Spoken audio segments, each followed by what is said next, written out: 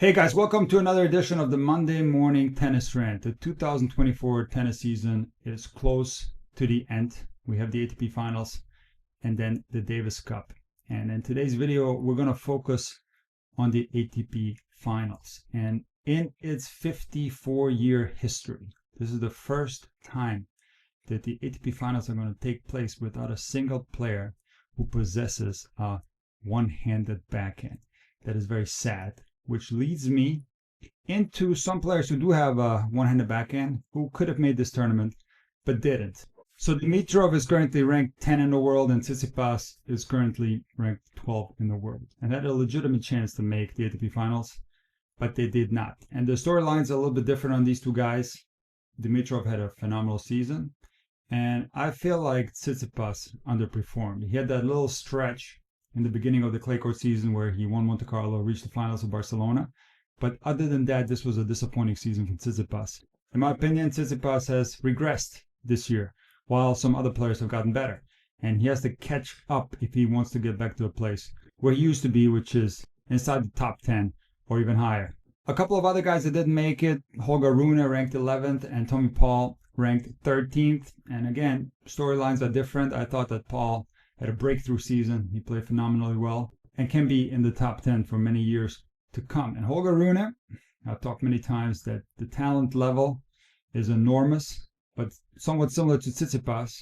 I feel that Rune has regressed a little bit in 2024. So it's going to be interesting to see whether both Tsitsipas and Rune can step up their game in 2025 and play more consistent tennis. Now, another guy that didn't make the tournament but actually made the tournament without even trying to make it is Novak Djokovic. Interestingly, both Djokovic and Medvedev did not win a title this year. Now, of course, Djokovic won Olympic gold, but that doesn't count towards the ATP titles.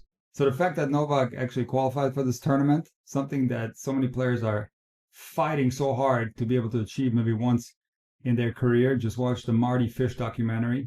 He lists making the ATP Finals as one of the greatest achievements in his career. The fact that Novak made this tournament without even trying is crazy. And a lot of people are saying that Novak is done, but based on Novak's statements, he is trying to recuperate from a very stressful and emotional season, and he said that he was going to go full throttle in 2025. So now let's talk about the 8 guys that are in the ATP Tour Finals. So we have 2 groups. The Elina Stase group features Sinner, Fritz, Medvedev, and de Minaur. The John Newcomb group features Zverev, Alcaraz, Ruud, and Rublev. And 2 matches already took place today. Fritz beat Medvedev in straight sets. Fritz is having a spectacular season. He's serving extremely well. I think the serve is going to be one of the most important shots, not only in this tournament, but also in 2025. I'm going to come back to the subject later. Sinner also played against de Minaur and won comfortably in straight sets. Now, towards the end of the match, Sinner was touching his abs, so there is a chance that he might have pulled something in this match. We'll have to see. But Sinner is playing extremely well, and he looks to be ready to take this title in front of the home crowd. Let me briefly get back to the Fritz-Medvedev match, and Medvedev was acting weird, down 4-2. He was holding the racket backwards, anticipating to return with the handle. He was throwing the racket up into the air. He was complaining about the balls and the fact that anybody on tour can rally with him. He prefers the balls to be faster. And a lot of people are accusing Medvedev of tanking, but Medvedev is an emotional player, that's for sure, but he's also one of the greatest tennis tacticians that we've ever seen on the court. And despite him giving up that game, he was still trying to stay in this match. He held serve down 2-5, and he did legitimately try to break Fritz's serve at 5-3, but Fritz was just too strong on this particular day, serving well, while Medvedev wasn't having the best serving day. And this brings me to the subject of the serve. I feel that the players who made an effort to improve their serve will have a great chance to win Slam titles, Master Series titles in 2025. And let me tell you my reasoning behind it. When we're talking about the 5 best players in the world, which are Djokovic, Sinner, Alcaraz, Medvedev, and Zverev, all these guys are phenomenal players from the baseline. Of course, different styles. Some are more consistent players, some are more aggressive players, but all these guys play incredibly well from the baseline.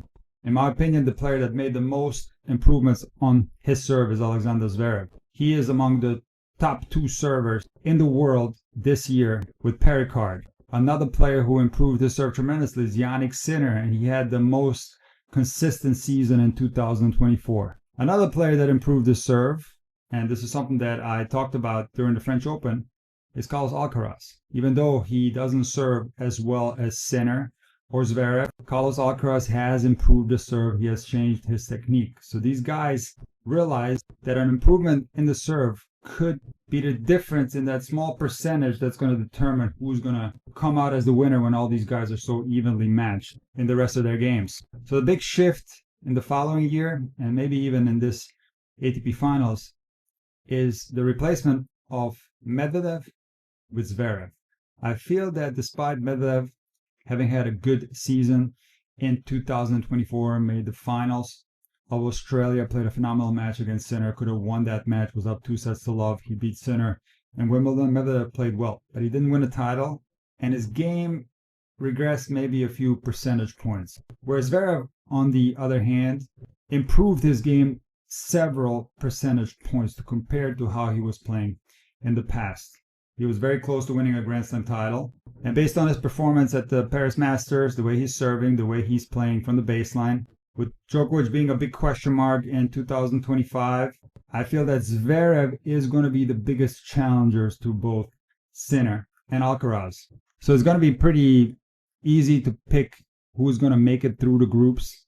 I believe that Sinner and Fritz will make it through the Ilya group, and Zverev and Alcaraz are going to make it through the John Newcomb group. Alcaraz on a fast surface, that's going to be a big question mark. I talked in my previous rants about the fact that there's no reason why Alcaraz shouldn't do well on a fast surface. I get this question sometimes in my DMs. Why Carlos Alcaraz doesn't play well indoors or on fast surfaces in general.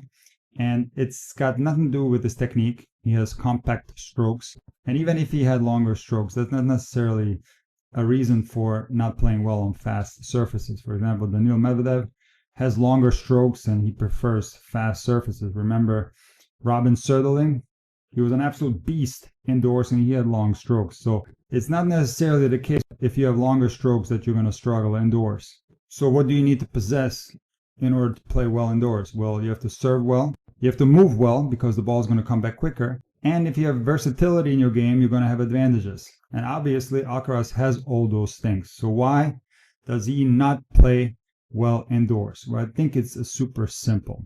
He simply wasn't exposed to enough indoor matches in his development. And I've heard Carlos say this, that he simply hasn't played enough indoors. And for that reason, he doesn't like those conditions. So it's just a matter for Carlos to play more of these indoor tournaments. And it is my belief that you're going to eventually see him win a lot of these tournaments towards the end of the year that are held indoors. So who will take this title? I think it's going to come down to Sinner, Alcaraz, and Zverev, and how the groups end up developing.